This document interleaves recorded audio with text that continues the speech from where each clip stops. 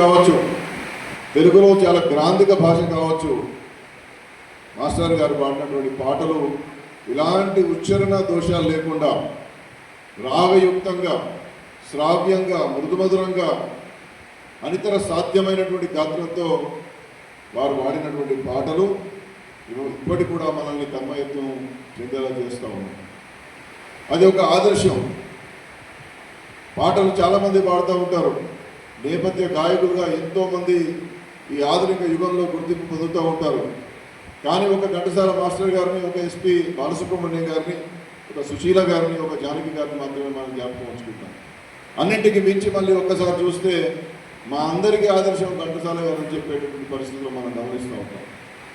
అందుకని ఇవాళ ఏ రంగం ఎంచుకున్నప్పటికీ ఆ రంగంలో ఎవరైతే పూర్తి స్థాయిలో నిమగ్నమై వారు తన్మయత్వం చెందుతూ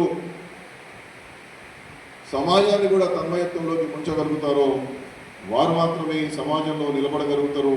వారు కేవలం ఘంటసాల గారు మాత్రమే అని చెప్పి నేను ఘంటాపదంగా తెలియజేస్తూ కాలాతీతమైంది.